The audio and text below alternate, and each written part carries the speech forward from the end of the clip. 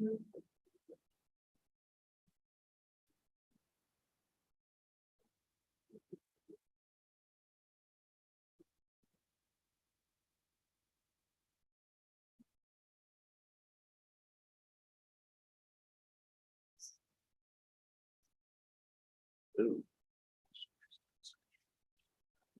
Oh, yeah.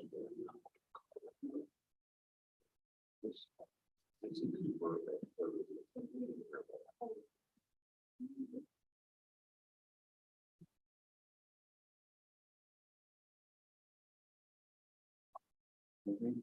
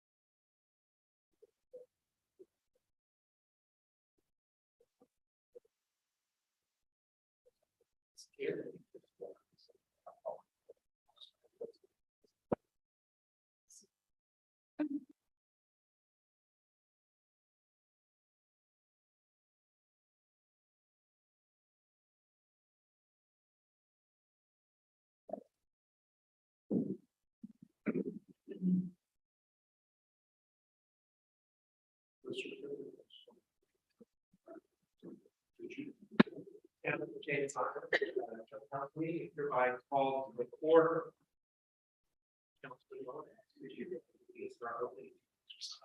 Yeah, they will be down there with their boots. Almighty God, and give them promise and gain kindness to serve wisdom, charity, and justice. That said that purpose to be faithfully serve my office. And Lord, you will be in all people. We ask this in your name, amen. Allegiance to the flag of the United States of America and to the republic for which it stands, one nation, under God, indivisible, with liberty and justice for all. So next we have public comment.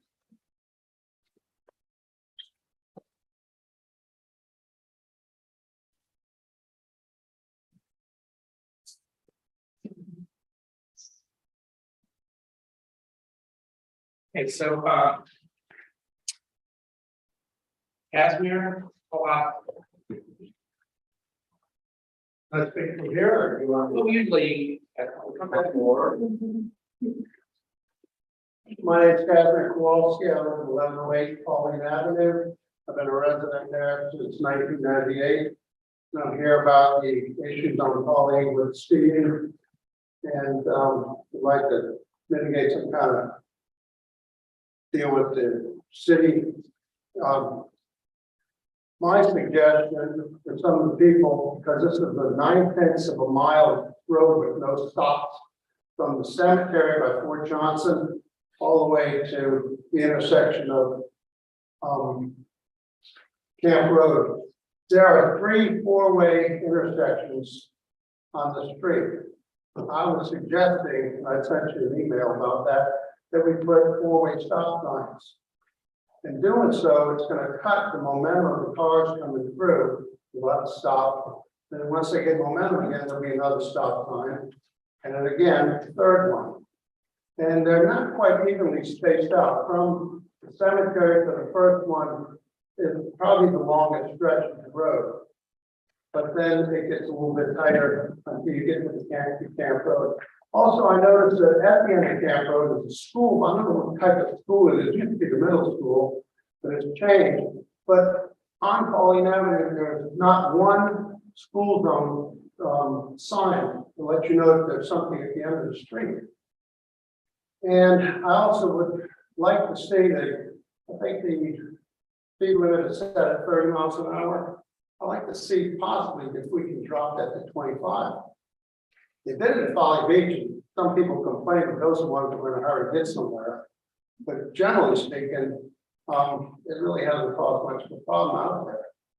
I think that's all I have to say on it. You know, from the time I've lived at this residence, I've actually stood in the street and flagged cars and told them, stop speeding. Almost got in a fight with some guy who had been drinking, leaving the beach, and cutting through.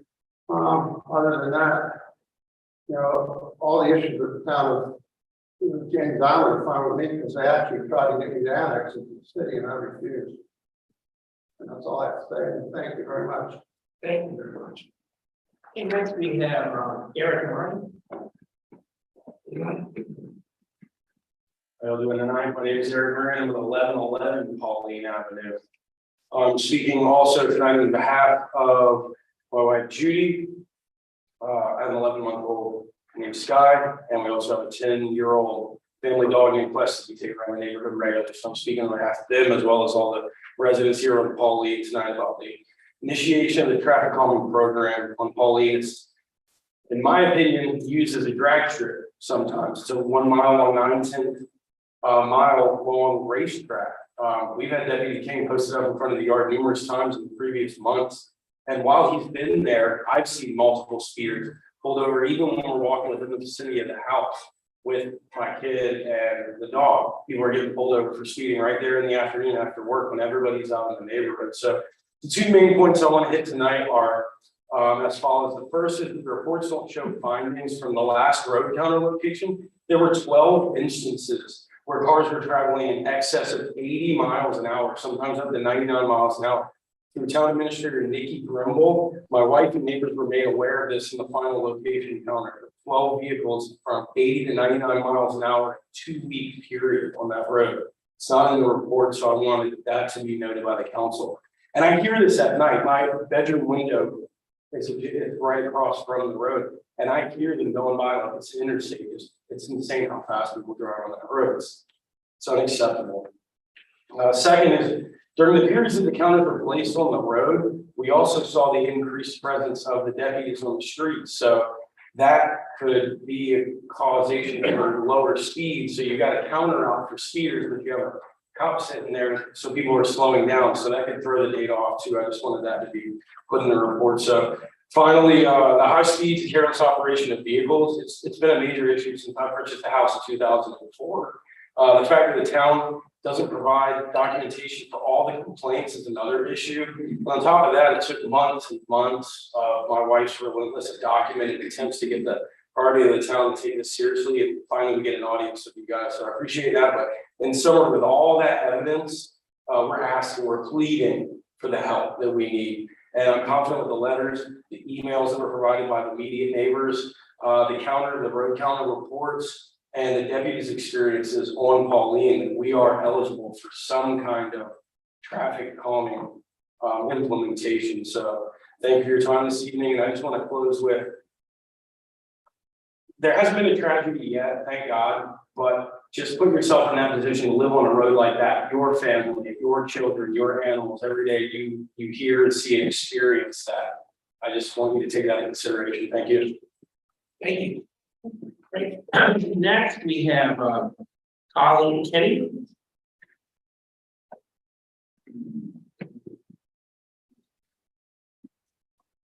Hi guys, my name is Colleen.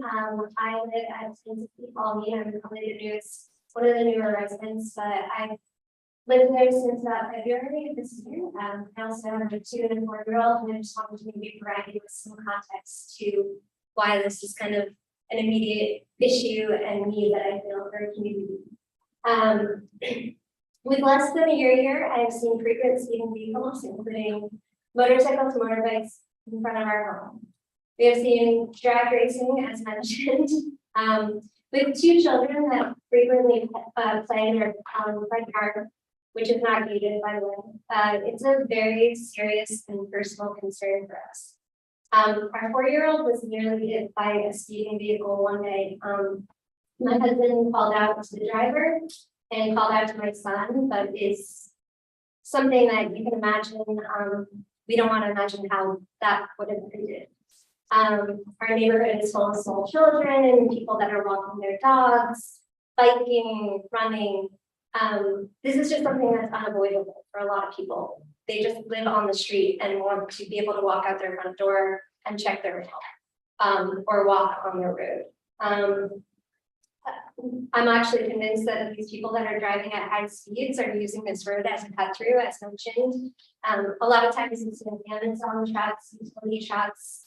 I don't imagine it's people that live in our immediate neighborhood, because everyone that we've talked to knows that this is a serious concern and people drive the speed limit when they're going home to their residence. Aside from the documented speed concerns, there's no sidewalk on Colleen. The road is very narrow. There's no shoulders for people that are walking or biking. And I'd also like to point out something that was mentioned before, is that people are, young kids are waiting for the school bus on the side of it's a very busy road in the dark when people are going insane. Our mailboxes, we're one of those streets on James Island that our mailboxes lines one side of the street. So my side of the road, I have to cross every day, or my husband has to cross every day to check their mailbox. It should not feel like a scary task to go across the street to check your mail.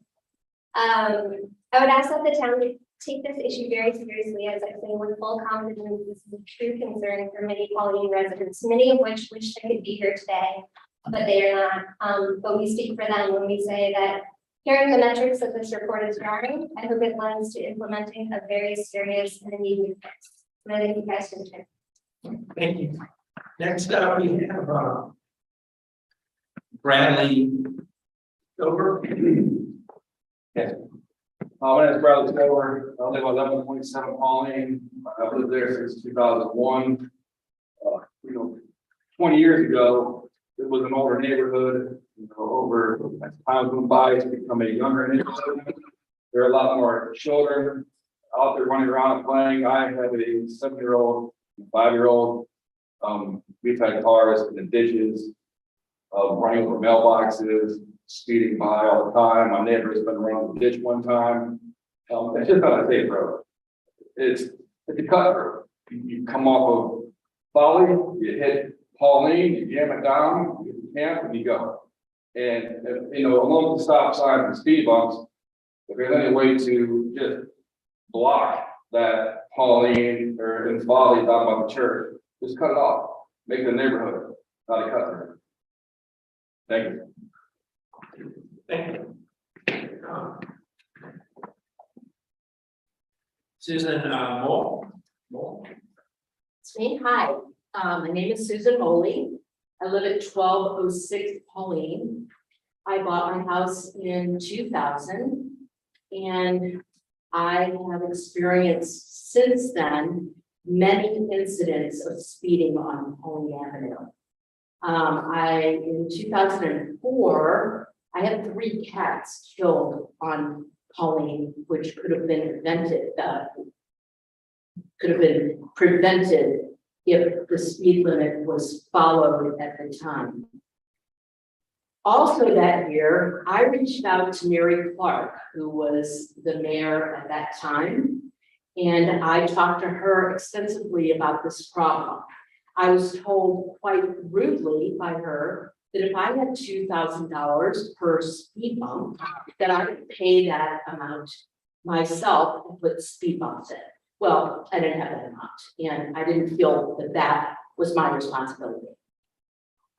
I know that Pauline Avenue is a state-owned road. It's owned by the SCDOT. And I have been in contact with Mr. Lonnie Powers several times about a couple of issues. And in fact, I sent him an extensive email yesterday about the speeding problems on Pauline Avenue. It is absolutely out of control. This neighborhood road is filled with kids coming home from school, moms or dads pushing strollers, runners and dog walkers. This is a neighborhood. and it is being used as an alternative to Folly Road, especially when there's accidents or people in general that know that Folly Road, that Pauline Avenue could be a cut through to get them quicker, whatever way they're going. In general, they're going to follow. And of course, that's unacceptable also. I think that it is extremely important that we either get street signs, stop signs, or bumps. You know, it doesn't make sense that as I travel through my work, that I see wealthy neighborhoods that have speed bumps. And that shouldn't matter. What matters is that we are a community and neighborhood on Pauline Avenue. And I've been working on this since 2004. And I've talked to neighbors, all strangers on Pauline Avenue about their feelings about this. I found out about the meeting just yesterday. And I thought that it was extremely important that I show up to show my passion for how important this is. So I am praying and hoping that you all will listen to me and all of the other people that have kids and pets and the runners and the joggers and everyone else, that this is taken care of on Pauline Avenue. It's out of control and it shouldn't go on any longer. Thank you. Thank you. Next, we have Brian Duffy. Duffy?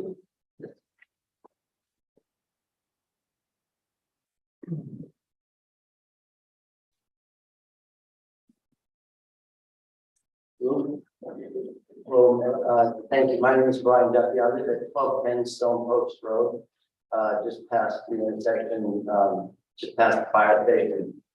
I came here this evening because I wanted to ask a couple of questions and just share my thoughts with everybody here on the roundabout issue that I know is in planning. My concern is the stone post right now. And I know in the plan and the notice sent out by the town, maybe a week ago or so, that I received in an email, it mentioned, the only mention of the stone post was that they would be relocated. And I was wondering if you could shed some light on that relocation, where, how, so forth. Are you able to do that at this time? You cannot, okay.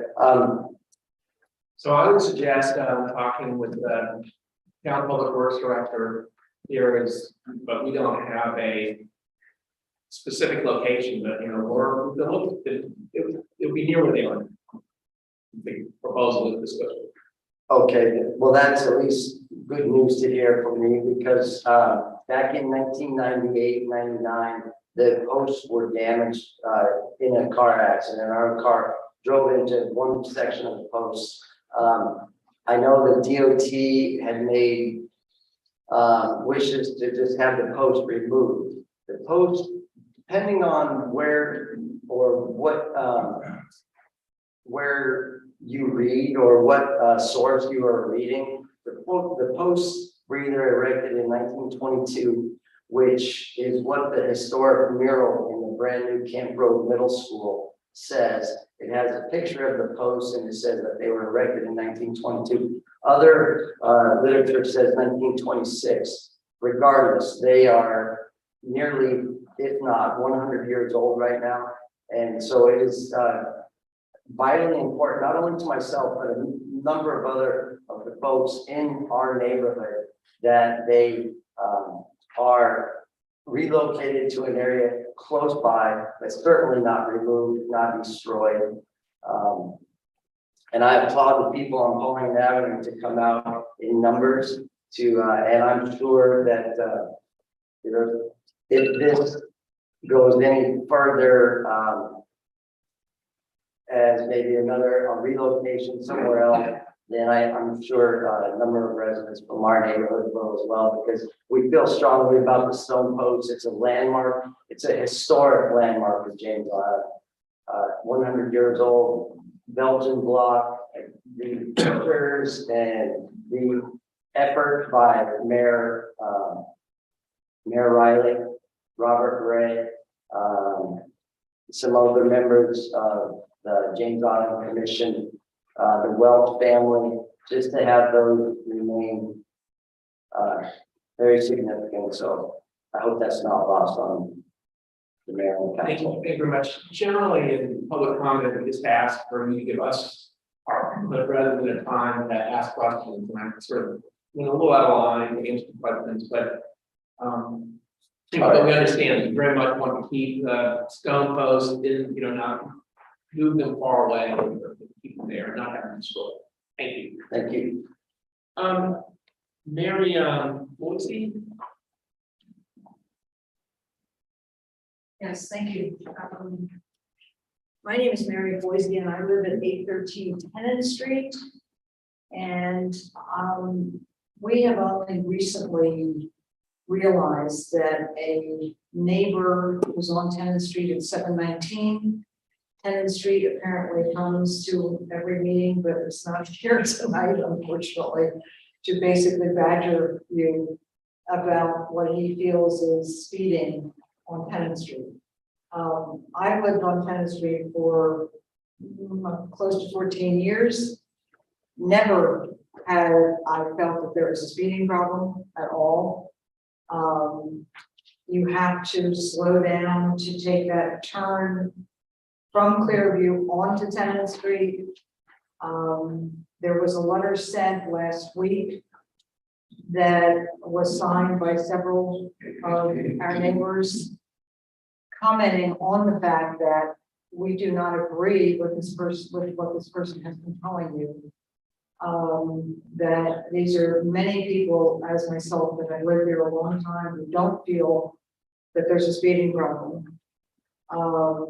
And also, I understand from Mark, whose name I do not know, but he is the person who has had to remove some of the things that this resident has decided to put up sort of on his own, like a speed bump, and then put in a stop sign, 2 stop signs, paint the street with white markers. I mean, we're not really sure where he is coming from on this. And he is, as I say, he is a tenant who does not own the property. And when I say we, a neighbor of mine, Katie Blake, is with me tonight. And we wanted to be sure that you heard that there was another side to this equation. That whatever you have been consistently blasted with is one person speaking. It is not the consensus of the neighborhood at all. And that I just wanted to present that to you. I don't know what the next step is in terms of curtailing his behavior to take on the Department of Transportation job he seems to have taken on. But that's what I want to do, so let you know about that. All right, well, thank you very much. And that's all we have for public comment. Next, we'll go to the consent agenda. Is there a motion to approve the minutes? So moved, second. All in favor, say aye. Aye. Opposed? Then pass. Election of mayor pro tem, is there a nomination? Yes, I would like to keep with what we've been sort of doing the rotation here and nominate Dr. Cynthia Damiano as mayor pro tem. Is there a second? Second. All in favor, say aye. Oh, are there any further nominations? All in favor, say aye. Aye. Opposed? So that passes. Congratulations. Mayor pro tem. Next, we have the finance report.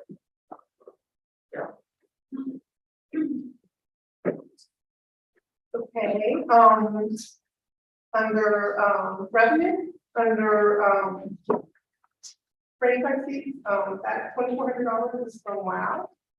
The lost fund for September, you can see on the bottom, we received our second part check. For what we moved. Under, I'm sorry, administrative and grant writing, that's Thomas and Hunt.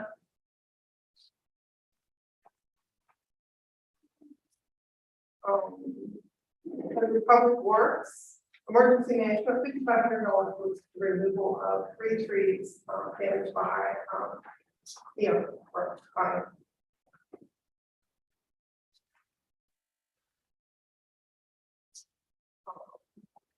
I had an error, under vehicle maintenance expense, I accidentally put the, ISP vehicles on there, so I moved, $1,000 out of that, so $316.32.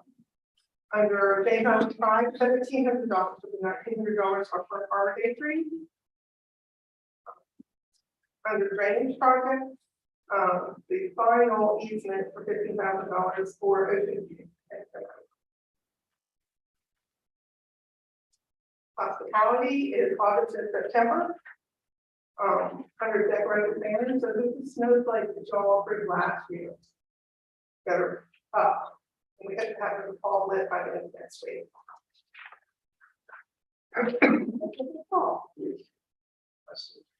Yeah, but you know that every one of those snowflakes looks a little bit different from the others.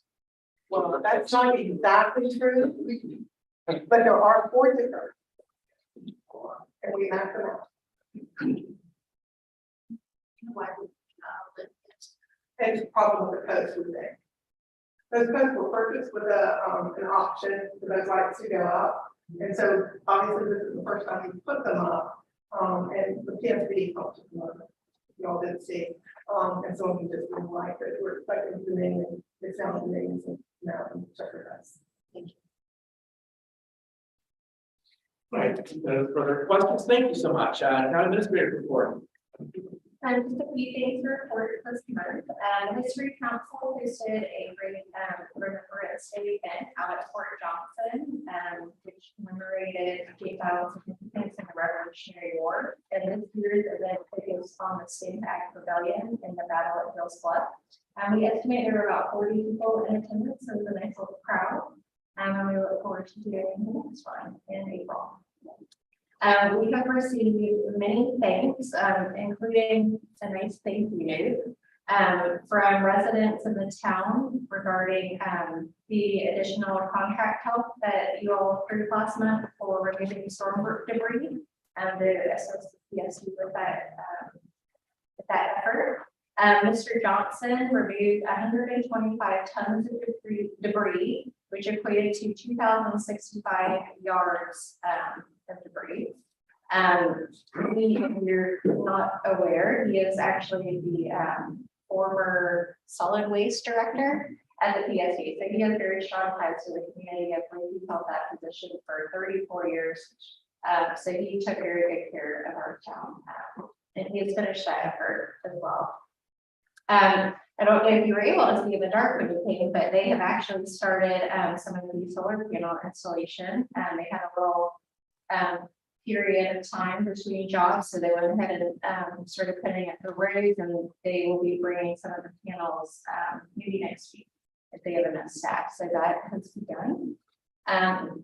We will have the town Christmas tree lighting in coordination with the Holiday Town Market here on December 2nd. The market opens at 6, and we estimate we'll probably do the lighting at 6:30. And if you recall last year, the Art Center staff held a gingerbread house decorating treat for the kids. So we'll actually do that out on the porch this year, so everybody can kind of centrally located.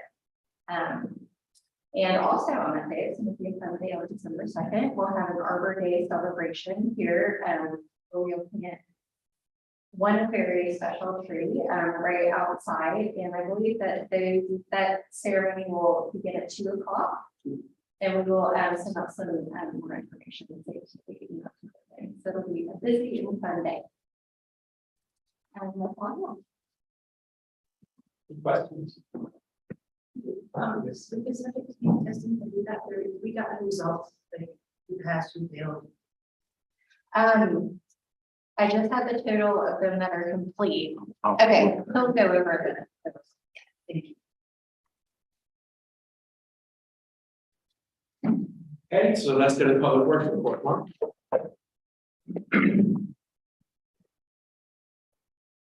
Good evening. This is the report on October. There were 10 new requests for service, 4 were drainage related. Staff responded to all the requests. Monthly meeting of stormwater managers was held, and we held a hot watch for the actions during Ian. We participated in the PSD's Fire Prevention Week event at Lowe's. We also completed the certification class for a Master Rain Gardener. Staff continued planning with Clemson Extension to offer coastal adopt a stream training classes for James Island residents and low impact development practices for residents to help with clean water issues and with clean water on residential properties. We held the second annual Public Works Expo and Water Quality event. We had 5 of the local agencies participating in that: City of Charleston, Charleston County, the PSD, College of Charleston had their tank out here, and Charleston Water Keepers was also present. The tree committee was present as well and gave out some very nice trees to help absorb our stormwater.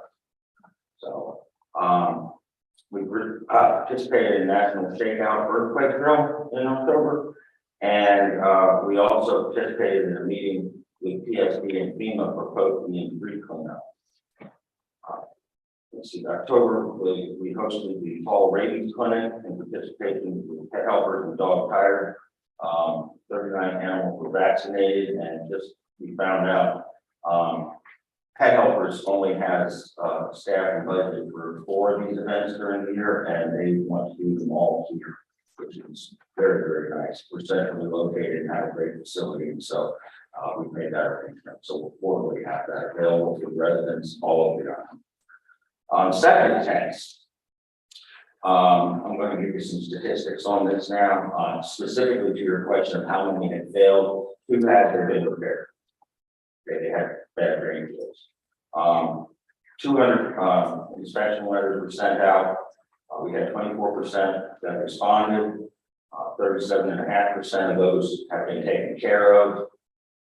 And that's and there were 2 that were not needed. The homeowner had already contracted with Knights to get it done, and we ended up paying for it. That's what we were going to do. And there's one homeowner, and he lives in the White House, who refuses to keep the lettuce on the property summer apparently, and it's in good condition.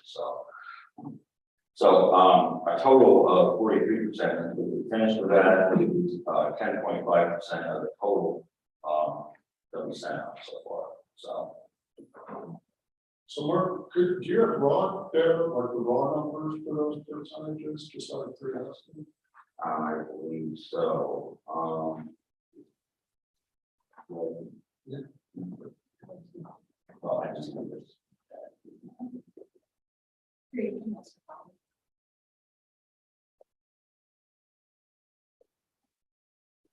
Did we have plans for more? It is all ongoing. And whenever they usually do them 2 at a time, and when they finish 2, I give them 2 or 3 more, and so it's continuous. Council, in my opinion, it's still very slow. Yeah. And we have a long way to go to complete the project that we approved a year ago. We are completely toward that. So far, only two were failed in the area, so they're not. That's not correct. And to my knowledge, they weren't completed that they just had failed drainage fields. So they weren't probably disposing of the water in there. That's not veterans. Didn't think that. That kind of, yeah, that was good. And then example. So is there any recourse that we would have in the event of a refusal of an inspection? Yeah, That's a, our ordinance. requires the inspector. Okay. And so it would be just a code violation. Okay. We have many people who are not confused. Right. Thinking about, So is the case that we need more inspectors, is that it, or is it just, I would say it's fair to say we need more, yes, more firms that are working with us, and we have plan to pursue that. okay, So we had two, Right. and one is in, I've been doing sounds. Stuff. And one has done. None, no, Yeah, yeah, we have finding another person, another firm, so that we can get this. Finished. It's important. So far, this looks pretty promising, that the second things did not use as far as you or the creek one. So, with very few exceptions, most people who have septic, have said, yes, I had it done recently, and so on and so forth, or I had done for years, but they do it regularly. it's also nice to identify the failures. Too. That's all. Okay, on insurance control. Mr. James? Good evening. I'll bring the microphone.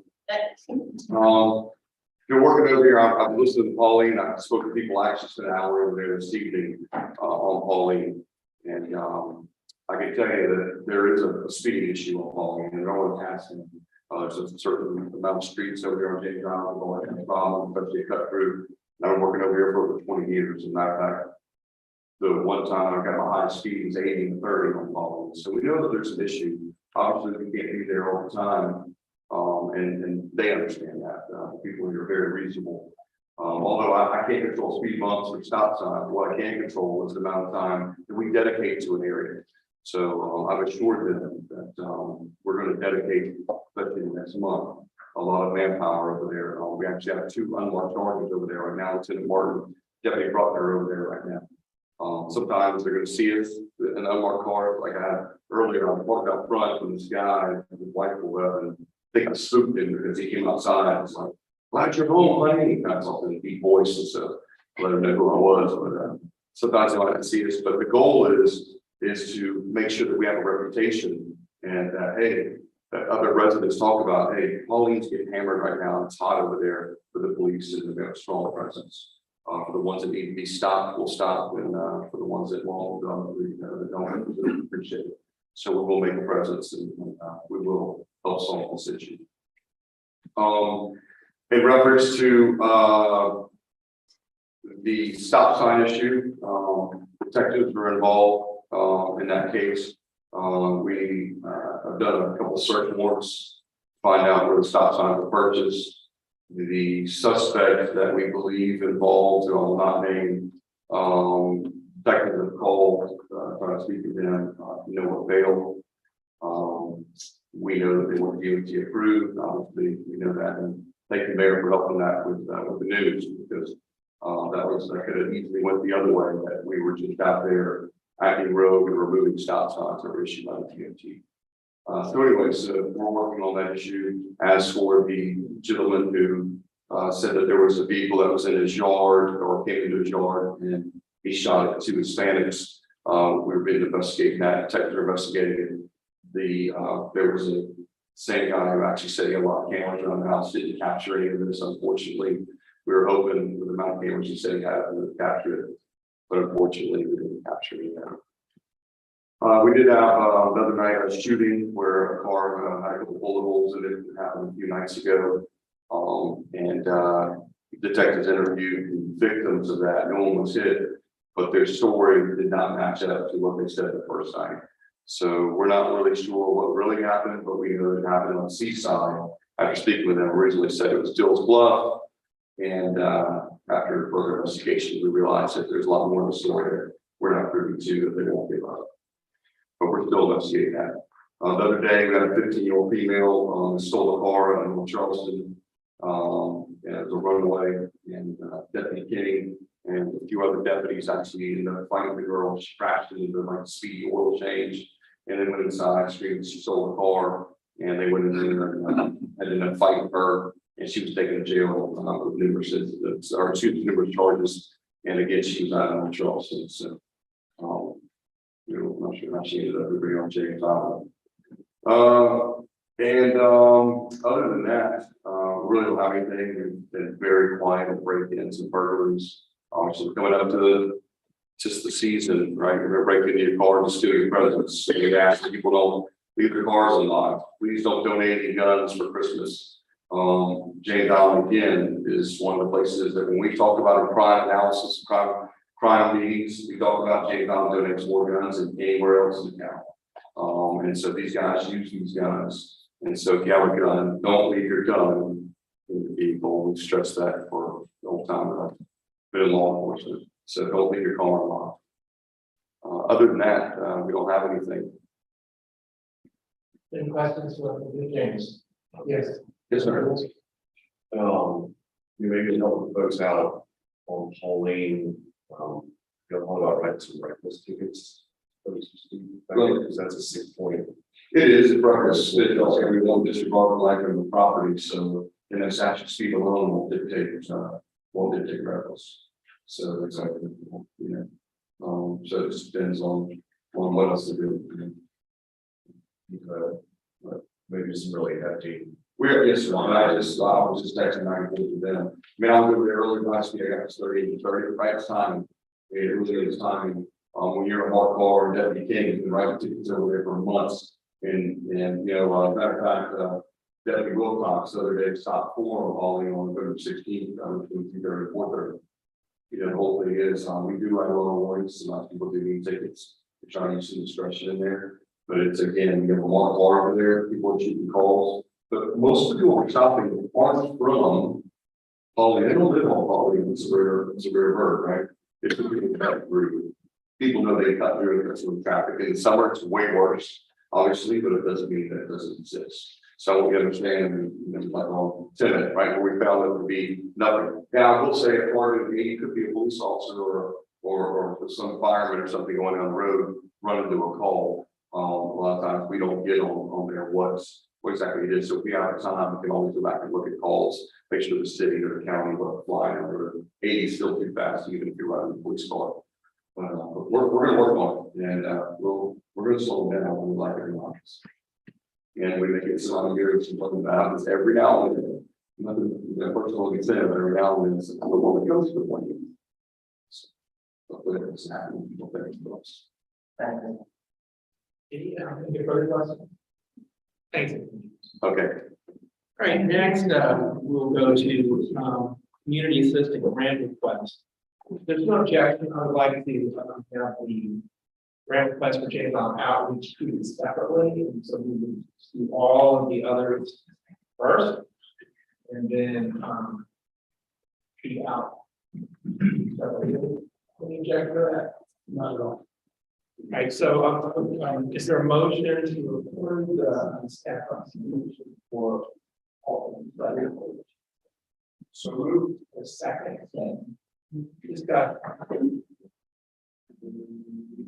Hearing none, all in favor, say aye. Aye. Opposed? So that passes. So your first duty is the chair, take over the chair for the James Island outreach. Okay. So I have a conflict on the board, James Island outreach is an ex officio as the mayor. All right, so I'd like to bring up the community assistance program for James Island outreach. Do we have a motion to approve? Do we have a second? Second. Any discussion? All in favor, say aye. Aye. So that passes. Thank you so much. You're welcome. Oh, okay. All right, next we have the traffic engineering study, scope of fee and quality. Nikki, are you going to explain that? Yes, so if you all had a chance to look through the packet, and there were 3 different traffic studies on Pauline, that were spoken about earlier. So I reached out to the engineering firm, that we previously did a graphic engineering study. And they provided a proposal to do the full gamut of, doing some research, doing any additional studies, especially at specific intersections. They prepared exhibits and attend up to 2 public meetings. And also come up with a traffic calming plan and submit to the DOT for a total cost of $12,300. Is the motion approved? So moved. So second. Second. Any discussion? Yes, I wonder if, you know, in looking at the road, looking at all the, speeding that's going on there. It also seems like it drains a lot of neighborhoods in there. And this might be something for us to consider for a future sidewalk project. Maybe because it's such a big link to our other, bike routes, sidewalks that we've already spent some treasure on. And maybe allow those folks to have pretty safe walking routes to school or other places on the island. So in our master plan, this is actually designated as a place for a sidewalk, so it is major little progress. So for example, Village Lot, four on, but that's on, it is on this. I guess They said, I'm wondering how far down this. you can put it out, but it works. Any other discussion? Just to remind me, we've done the traffic calming of the various borders, the steps, right? We're in the phase now of gathering. If we vote on this, we'll gather data, they'll make recommendations about if they think bumps or humps or stop signs, whatever is helpful. They'll price it. And then I think we made a rule a couple of years ago, there's gotta be a percentage of the neighborhood that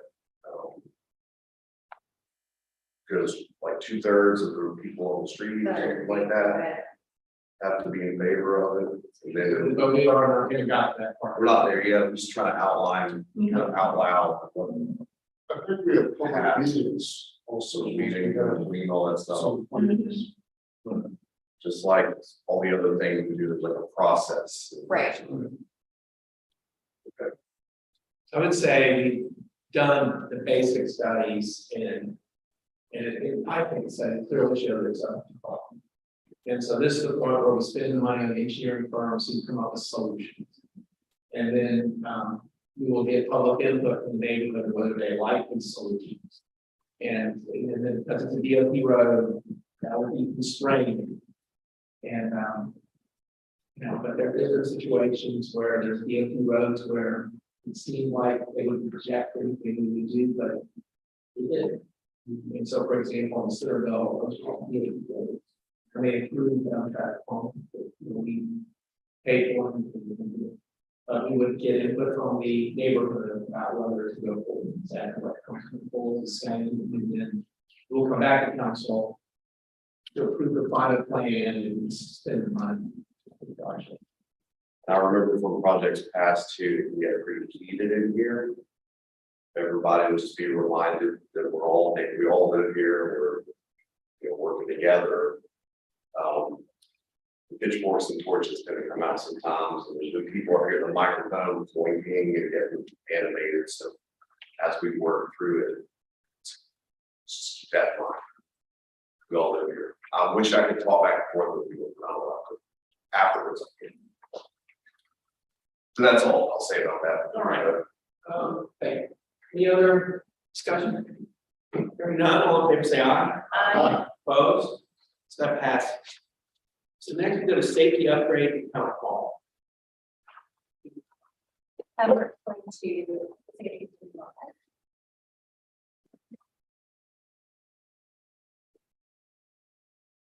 Yes, so stems out of, last year, staff had to training drive what we can. And the mayor requested that, and asked staff to come up with a plan for more safety for the staff at town hall. This request is a result of that planning and gathering information and things like that. I'll just explain the safety film, real quick. But we're gonna go.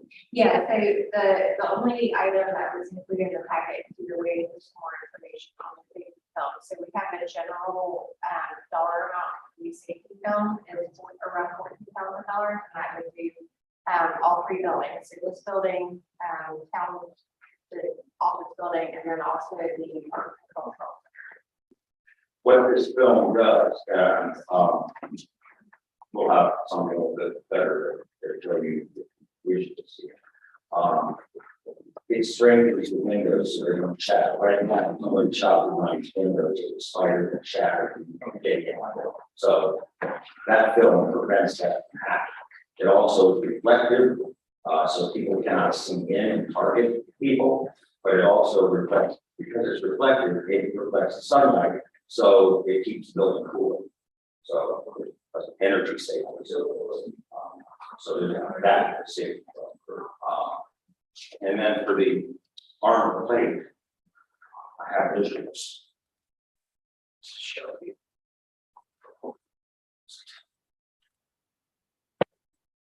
This is the armor plate, that's Sandflow, that's my shooting range. And that's a 9mm, that's 9mm. So this is a 223 for a full view for 53 is left, and it's from, it's AR-15. And this is the 2005. And you can see that are in there. What they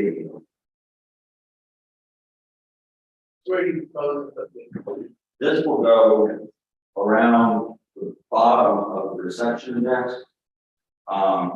And really that's is to give the reception people a place to safe refuge. Anything further than that, I would prefer not to have. But that's just to give you contrast. That's what happens to the bottle of water with a 223 round of it. Is there a motion to approve? Yes. I do have a few questions. One of the things, I think this is an excellent idea. We have to protect staff. We don't live in a safe world anymore, particularly in public buildings. But I'm also concerned about the situation we have in this room. We have an open access door here. You can go in and out. There's no metal detector. It seems like we are at risk here for council meetings. And I just think that we may wish to, in addition to doing this, consider that for the safety of our other residents that attend meetings at town hall, as well as the council, who are in an extremely vulnerable location. Well, we can most certainly include that. I would put it in our future. Right, we'll get some proposals together for potential upgrades that could be done in this room and bring that back. Right. I mean, I appreciate very much our deputies being in our meetings and helping with some of the security. But, you know, I fear for them as well, right, in this context. Right. I can't call on them as well. I just wanted to see if Deputy King, you got anything further on the security issue since we don't know. Yeah. So when we had the study done from our former Captain Knox, who came and did the analysis on the town hall, the whole grounds and the arts and culture, so I think the score very high, beautiful. This is a beautiful property, it's built tremendously when it comes to like public safety. That building is what we call a fatal funnel. There was an extra to walk in, anybody that's in the hallways, there's nowhere to go but except for their offices. And particularly the main lobby where he wants to have these installed, that would give the receptionist a good fighting chance of surviving if she can take cover underneath there. You can obviously shoot through the window, but that's protecting the wall. It's not going to go through that wall and get her faces each other. And be able to, in a timely manner, alert everybody else. You know, obviously there's a problem where everybody's going to hear regardless, but sometimes people get confused, like, what's that? if she had the capability of alerting, we have a problem. As far as the comment for this area too, I would agree with that, and I say that because during one of the BZA meetings not long ago, I had asked Kristen if it was okay if I would get some to eat while they were waiting to continue. About 30 seconds after I left and went down Camp Road, shots were fired right out back here. And they were terrified and they didn't know what to do. They saw shelter in there, but those bullets could have easily come through here and hit anybody. They called, they immediately flipped around and came rushing back here. We went and found the shooter and they were okay. But everybody that was in here was terrified and they all said that and we could easily have been hit because there's no safeguards. So I agree with you on this. There might be definitely something. So, is there any further discussion? So the safety can only go through glass, we put on all the glass here as well. Yeah. If the glass, like, can go actually go through, they were just.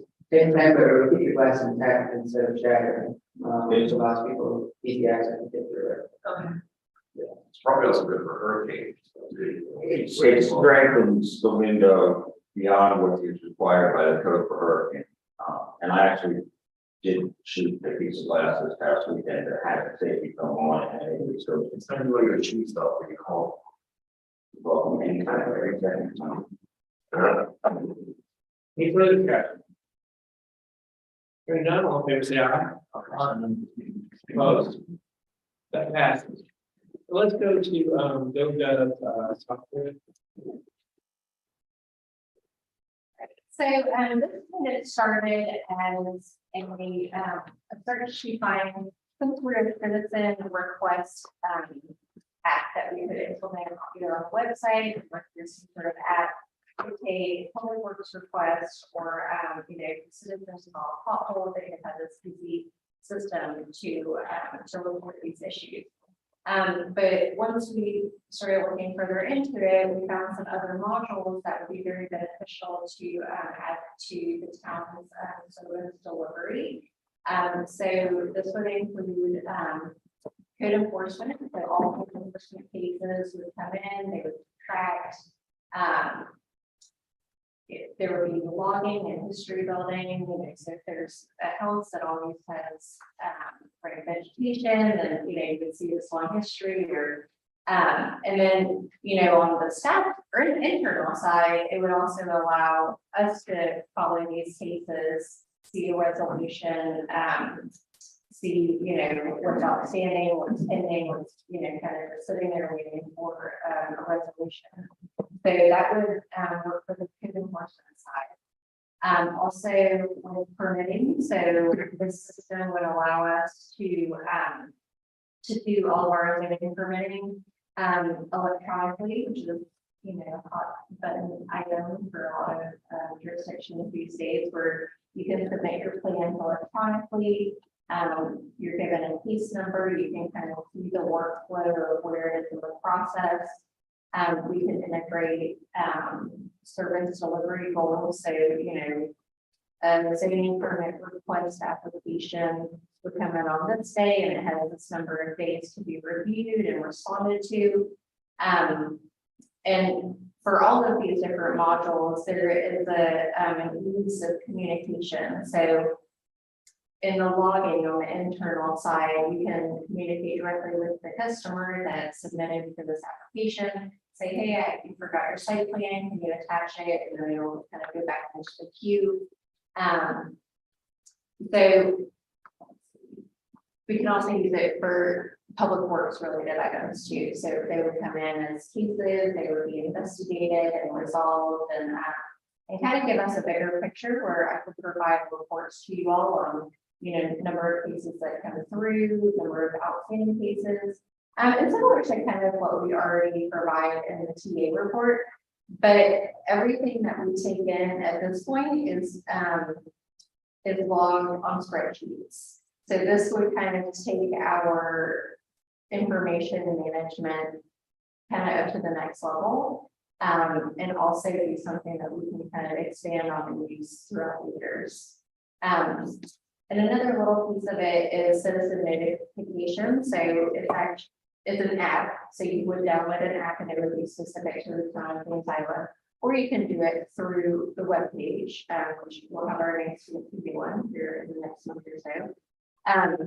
Where, you know, let's say we need to get out, let's say we're gonna do a sandbag operation, we can just set up this notification to go out, it'll come through as a push notification on your phone.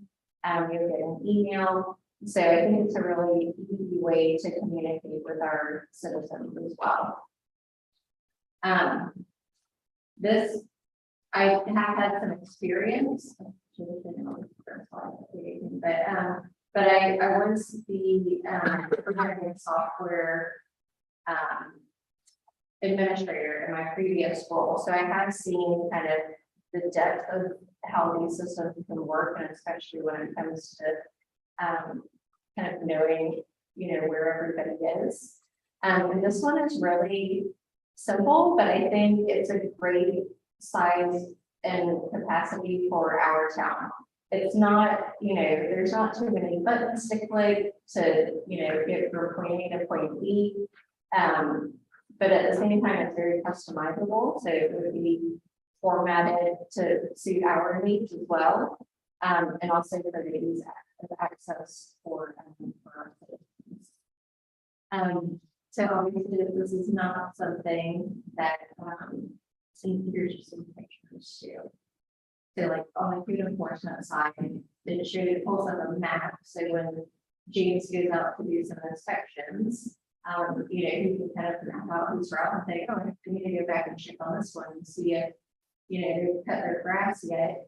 I'll stop here on the way, and then you just click on the button and put in a couple of things. It's out.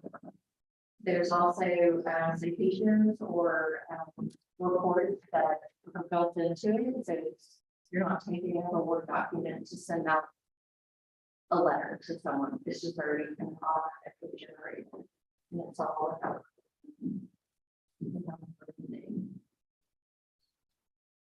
Is there a motion in favor? We don't have a second. Second. Any discussion? Yes, is there, like a good training element to this? Will your representatives help train various staff on how to use all of these different types of things? Definitely, yeah, and they actually, which is unusual systems, beyond the initial, you know, implementation and training, so come on site, they work with us. Beyond that, there is unlimited training. So let's say we get down the road, there's some piece of it that we haven't really touched on, we can always reach back out. We usually get the extra for, you know, additional training. So that's something that's already kind of packaged. So will the things that are generated, like for citations, reference specific things in our code? Yes, so that's, So it leads they're directly, fixed. yes, yep. Yeah, so we can pull over the exact language, it's, you know, just a couple of clicks, buttons and yeah. So I'm looking at this and it's $23,568 a year for all these different components. Do you feel that all of these components are essential? And for instance, like business licenses, would that be something that would be? So the business licensing, we actually use the county system, so that,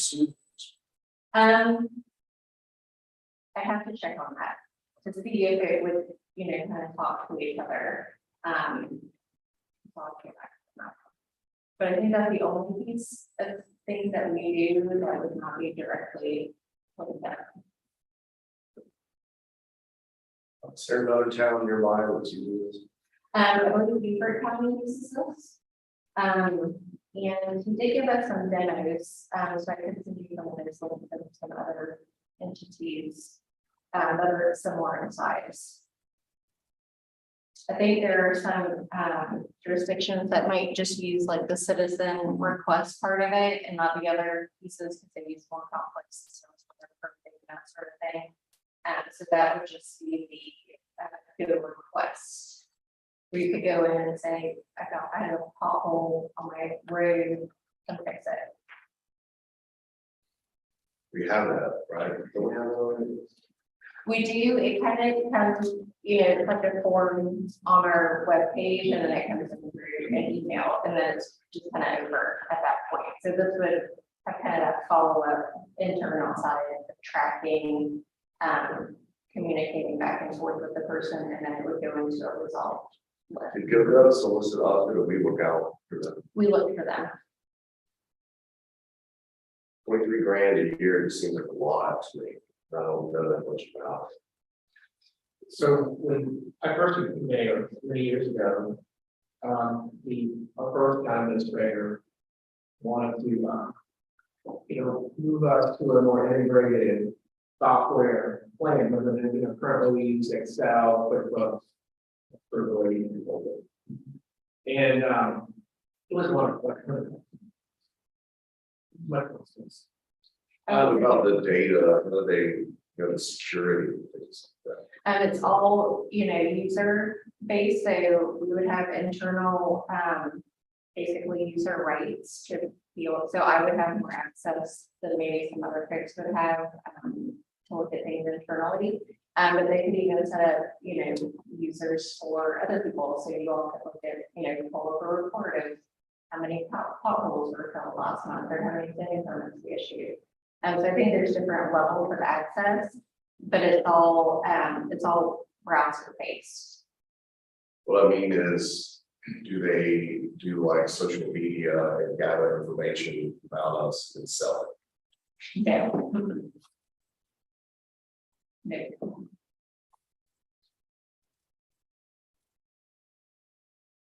I don't know much about, I would make a motion we defer this just to learn a little bit more, because of I hear the mayor saying it's way cheaper than what it was before, but.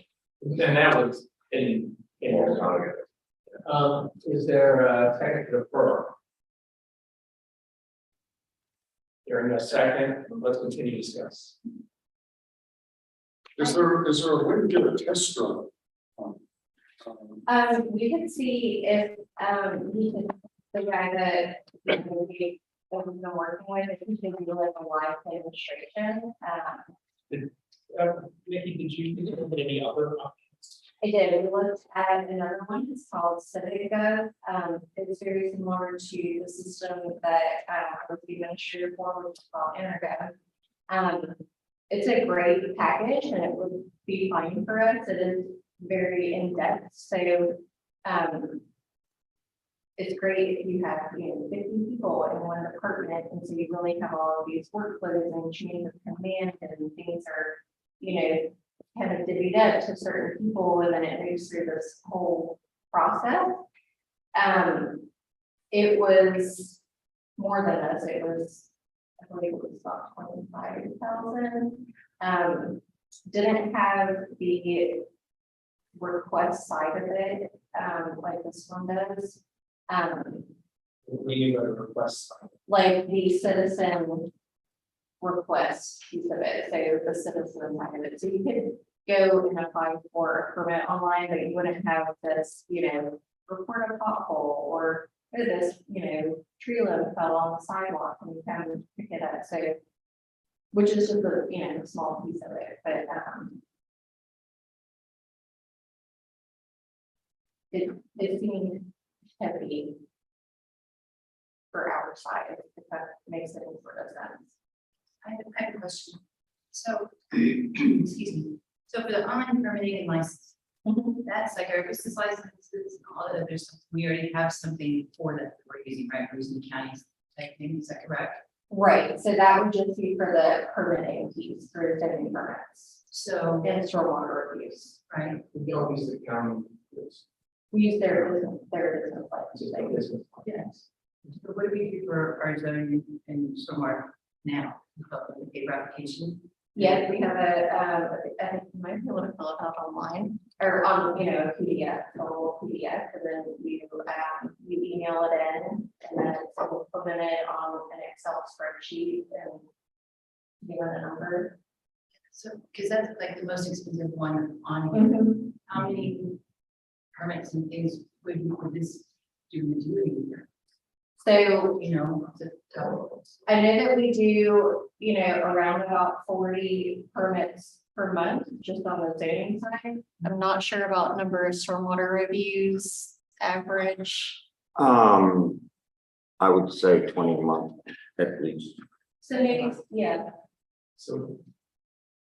This proposal will make it much easier for Nikki to track what's going on in all departments. That the system that we have now where, you know, it's a, you know, Google PDF or written out, and then one of our staff members puts it in the spreadsheet. Is sort of making sure that that's actually done and keeping track of the steps through the process. It will all be more automated, and I believe it will be much more effective in making sure that we have consistent response to the citizens, that less things fall through the cracks, that our senior manager, such as the MAPs, supervisors, both the one main department, so the person departments, and make sure that doesn't happen. And I think it's a serious issue. Upgrading our software.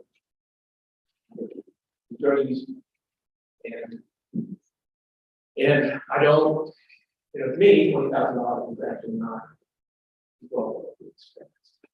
And we're moving away from. So QuickBooks, Excel spreadsheets.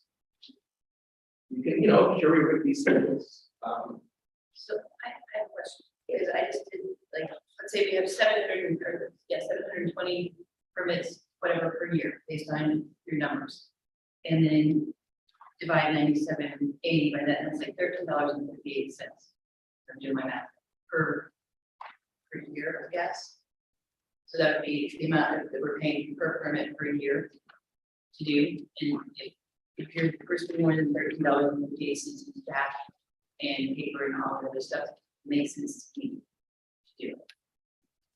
Like, you know, so look at how much we're spending to have, you type this up, print this piece of paper, type it again, move it over here, get it all around. Maybe it looks like a lot, like $23,000, but when you kind of look at it that way. And I think the citizen request and notification and the case management would be great to have it. Okay, so we responded and we did this. You know, 3 was cut down, 4, blah, blah, blah. The junk car was called away on this date, so you actually have it all in one spot. Right. And it's easily, you know, really. So how long is the contract? so it's renewable annually. Okay, so you can give it a test for a year. Yeah. And if it works well, we can keep it, we can move on to something else. I think the way that the data is formatted, it could, you know, historical data, we would put it in an Excel format and they would basically import it and so we could have some sort of history, even if it wasn't something issued out of that system. You could go back and say, okay, I issued using permits for the address in these years. But if we were to need a pull out or go into another system, it would kind of be like an export and then we import it into another version, all of it is added to it. What does, you have to give them a terminate? I think it was 30 days, but I would double check that.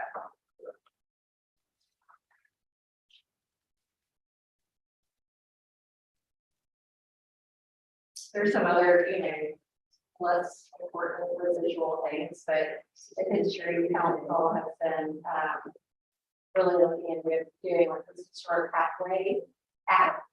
And so this is something that can be built right in, it's free. You know, basically you go in, you can create a map with these little points, you know, along the route and attach photos or information about some historic site.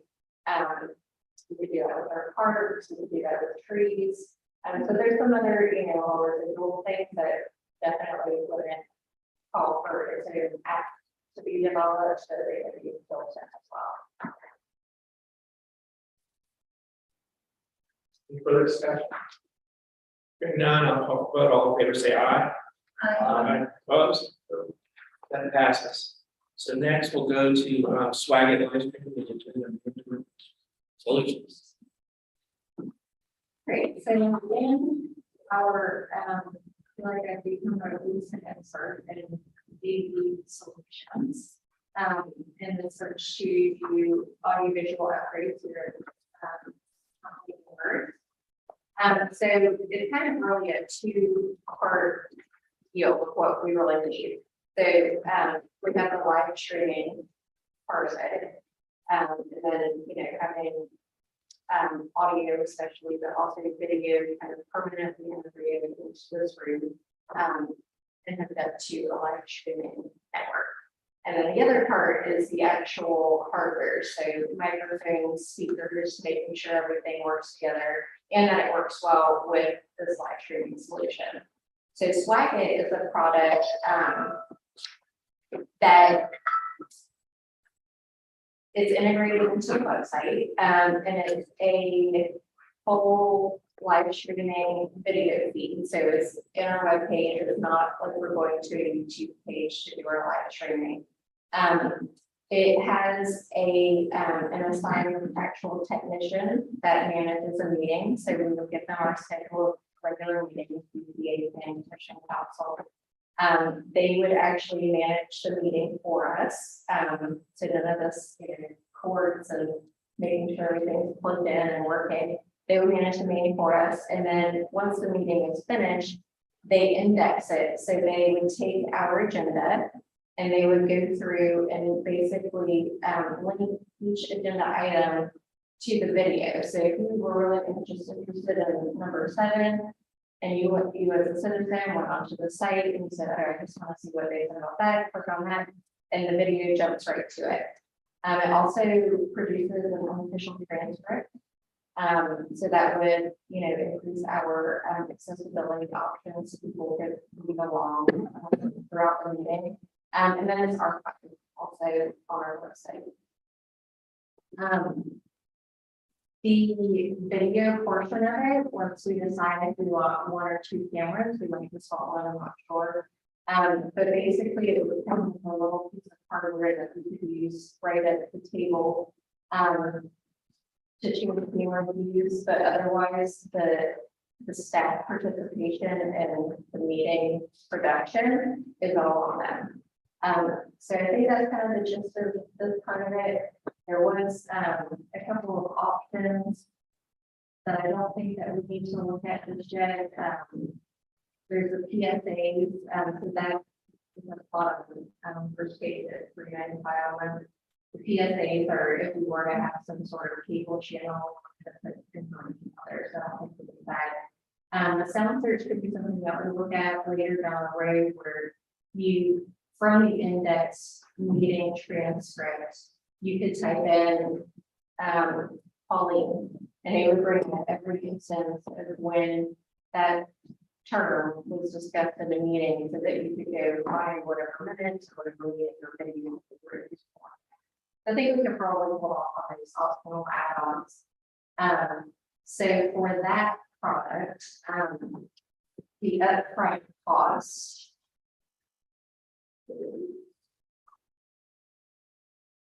$600.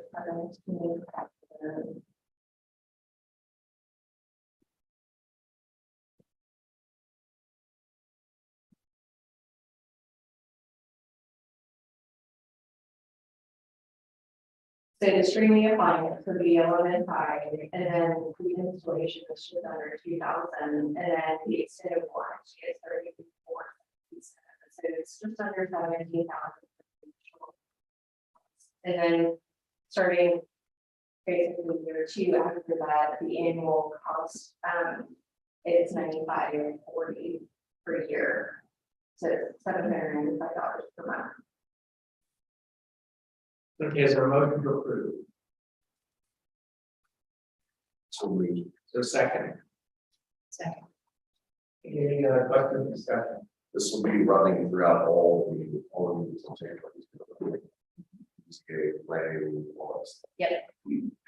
So, next. So my concern is the quality on some of the tapes that we've had. And we're still working on getting our audio visual system in place that will be functional for meetings. Now, I haven't seen our meetings here recently with these new microphones. But I just know in the past, it's been almost unintelligible. Right. And my concern is that, you know, is this going to be solved with this system? No, so that's gonna be the second part, and I was thinking maybe getting the quote before this meeting, so I could bring that piece of it too. But I will have the third quote in hand, to bring to the December meeting for the microphone upgrade, which will be fully integrated into the system, and the camera, permanently installed camera. So there's this quarter mass. So that would be a separate piece of it, but I think that budget wise, we can do this and have some coordinating left over, to take care of the audio visual upgrades that are in here. So if you remember, these concerns were raised sometime. And in the early days, when we were developing the issue budget, in the previous county was started working on it. She put funds in the budget. This magnitude, down based on the limit of $5,000. Like 100 for the whole audio, the whole wall. It was the whole lot, and it was based on the work that was done similar to this.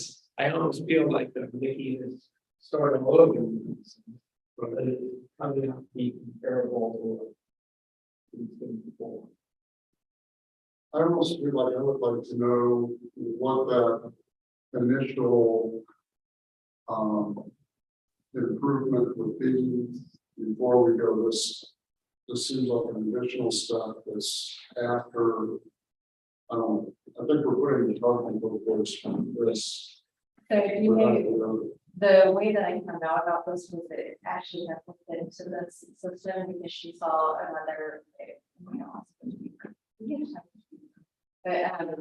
but she saw Beaver doing anything in the same format, and so she reached out and kind of gave her a ballpark price of what it costs to get this and their AV upgrades done. So that's kind of where that $78,000 amount came from, but it was really just, a one-time number. I don't think that it was something that she got royalty and she took quotes and that sort of thing yet, but has looked into the system and thought it would be very beneficial. Was I hearing that you want to move to the firm and Looking back, what did we budget for sound? I don't recall. It's 70,000.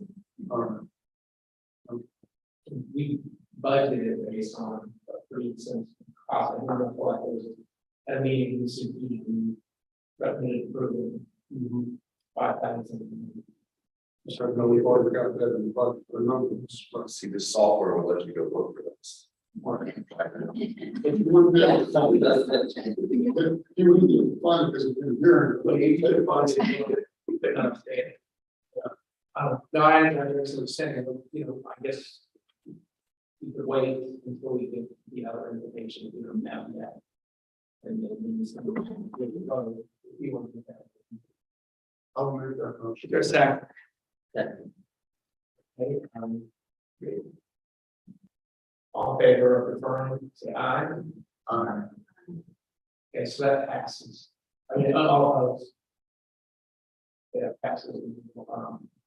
Deferring until December, we hopefully have the full package. More eye popping expenses. Yes. All right, so that's been deferred to the next meeting, and you'll go to committee report, committee. Environmental Beautification Committee. Yes, James already provided that today and identified the following upcoming activities. Our next litter pickup will take place December 10th from 9 to 11 a.m. We'll meet here at Town Hall. This is going to be a guerrilla litter pickup. So we'll have to pick up our bags when we're done. This is December 10th from 9 to 11. And then we'll meet back here at Town Hall for pizza and fellowship. Helping Hands is on winter break for the growing season.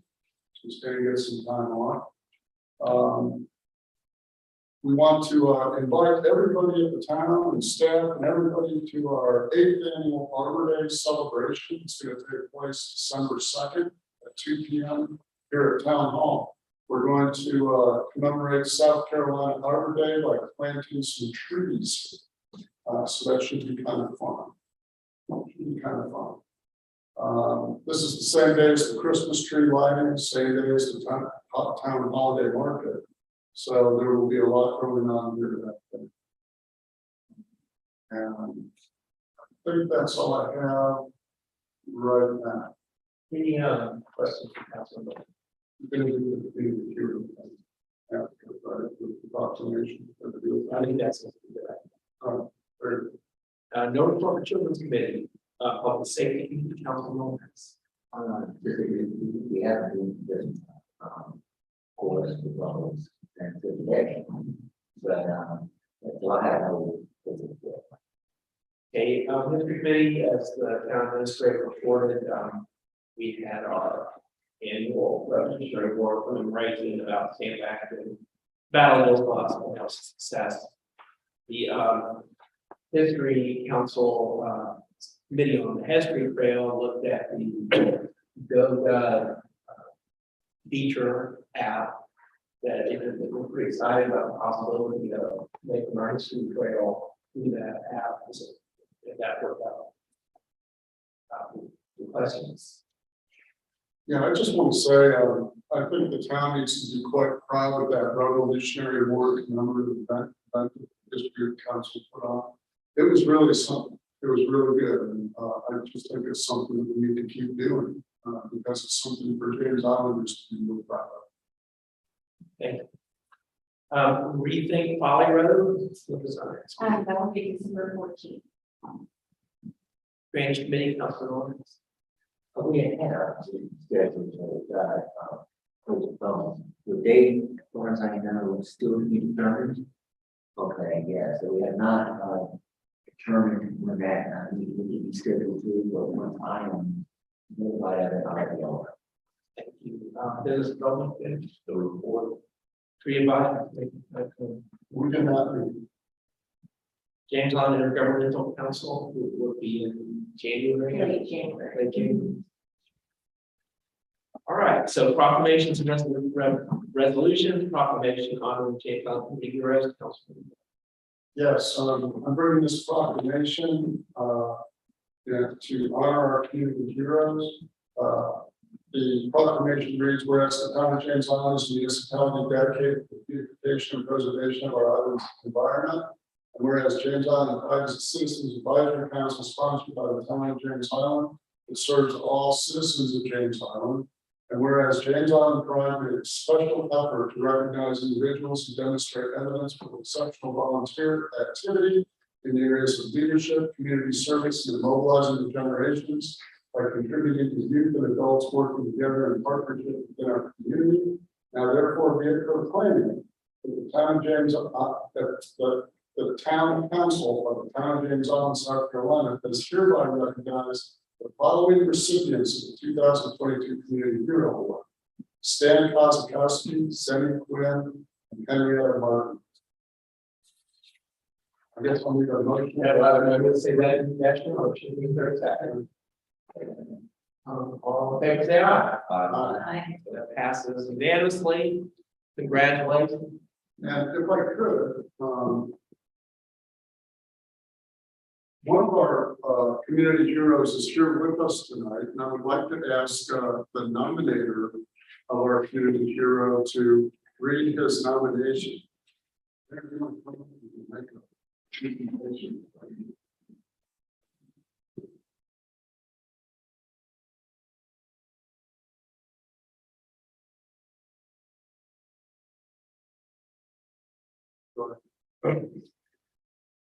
Dan's been a dependable volunteer with James Island Pride for years. Several years ago, he took over the Helping Hands program.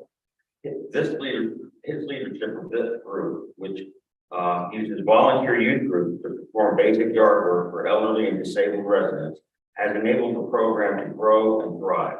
His ability to lead youth and their adult advisors has been a real asset for our whole community. And I will say that this program is now a vital part of what we do here, because otherwise old ladies and people in wheelchairs would be getting tickets for not mowing their lawn. It was actually started almost 10 years ago as an Eagle project, and it was never thought to go much further.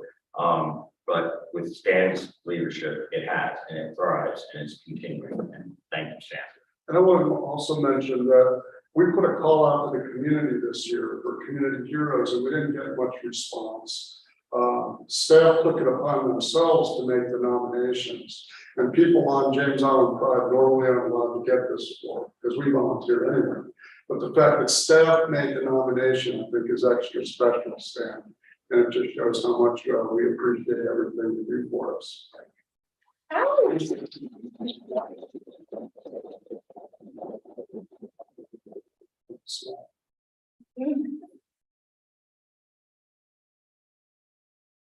you, Stan.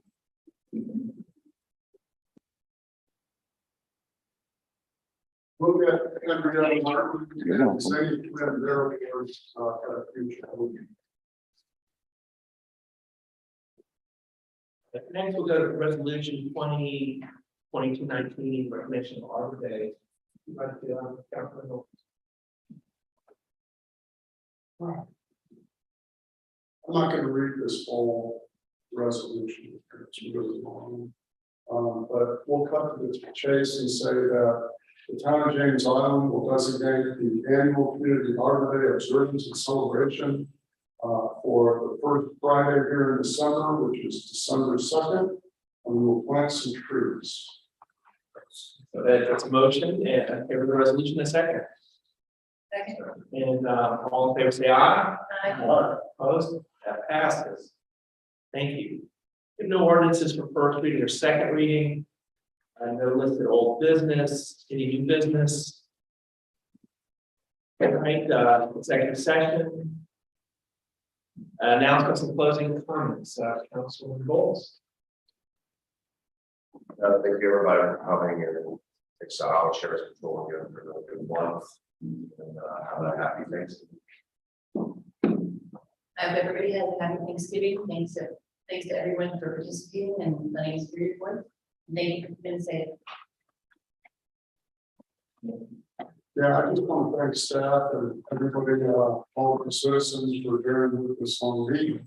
I also want to say that I think that it's really, really great that we have so many excellent citizens participating in the Board of Zoning Appeals and Planning Commission. These guys do a lot of hard work. Their meetings are longer than ours. And I just want to reach out and say thank you for all their hard work. Councilman Bowles. Just wanted to wish everyone, staff and everyone tonight, a safe and happy Thanksgiving. Well, thank you everyone for coming. Good night. It's the town council meeting.